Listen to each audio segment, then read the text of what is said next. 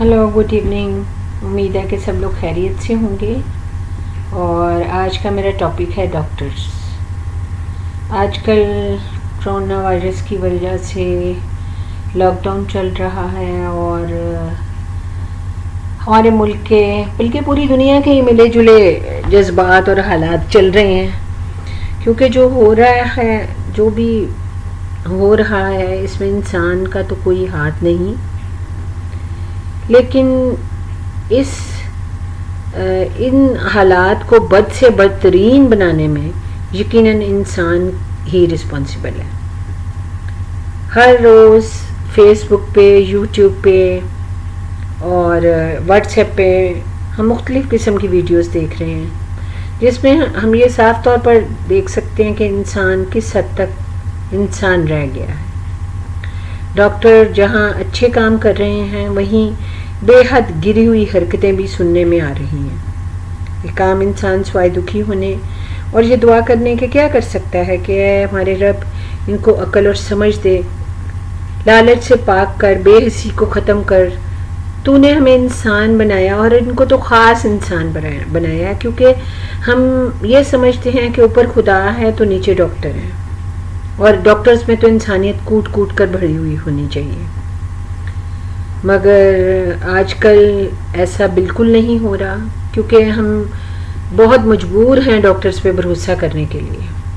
लेकिन वो भरोसे को जिस तरीके से उस भरोसे को वो हमारे भरोसे को लेके जिस तरीके से वो डॉक्टर ने डाकू बन के हमें दिखा रहे हैं, तो इससे हमारा जो ट्रस्ट है वो स्वाय खुदा के, सिर्फ खुदा की ज़ात बाकी है जिस पे हम भरोसा कर सकते हैं। अब सिर्फ डॉक्टर और डाकू में तो इतना ही फ़र्क रह गया कि डॉक्टर तो गन से, डाकू जो हैं वो गन से हमें एक दफ़ा लूटता है, दोबारा शायद वो हमारी कभी शक्ल भी नहीं देखता।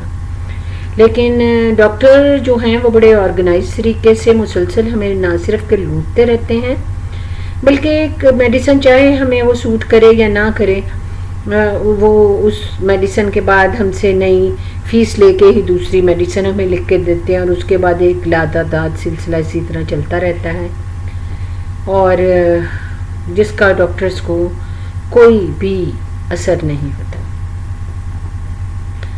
और हमारी ये खुश नसीबी या मजबूरी कहें कि मुझे नहीं समझ आता मैं इसको क्या कहूँ, कि हमें बार बार या हमारे कोई गुनाह हैं जो हमें बार बार हमें लुटने पर मजबूर कर देते हैं, और हमने वो अपनी जमा पूंजी जो अपने मोड़े माँ बाप या अपने बच्चों की पढ़ाई के लिए या अपने बहन भाइयों की स्टडीज़ के लिए या कुछ भाइयों ने अपनी बहनों की शादियों के लिए जमा की होती है, वो सारी डॉक्टर्स की ऐश व इशरत पर खर्च हो रही है।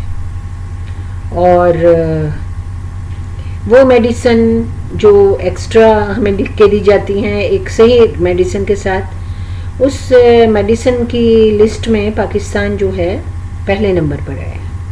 इस दौर में पाकिस्तान पहले नंबर पर आया है। और अब हम खुद सोच सकते हैं कि हम अपने इर्द गिर्द कैसे लोगों के बीच में रह रहे हैं। हमें इन सब बातों और अपने इर्द गिर्द के माहौल को देखकर ये सोचना चाहिए कि हमारे बच्चे किस माहौल में बढ़ रहे हैं, किस माहौल में बड़े हो रहे हैं। हमारे बचपन में अगर कोई एक बच्चा गाली देता था तो हमें उस बच्चे के साथ खेलने के लिए मना कर दिया जाता था। मगर आजकल टीवी ऑन करें तो पॉलिटिशियन जो हमारे मुल्क की भाग दौड़ को संभाल रहे हैं और इतने बड़े मुल्क को चला रहे हैं, उनकी बातचीत का आप तरीका देखें, बाकी मानदा प्रोग्राम्स देखें, जिनमें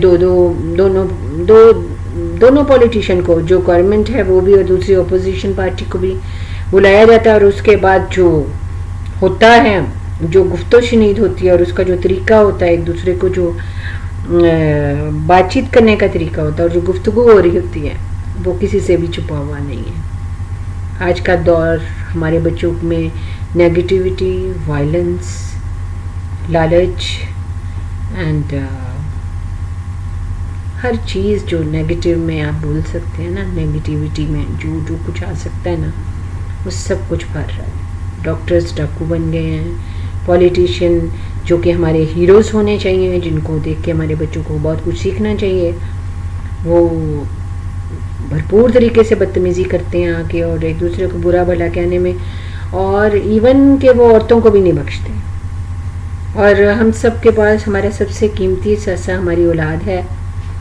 اب ہمیں اپنے بچوں کے لیے بہت زیادہ احتیاط کرنے کی ضرورت تو ہے، وہیں ان کو پولائٹ اور پیسفل اور لالچ سے پاک رکھنے کی ضرورت بھی ہے.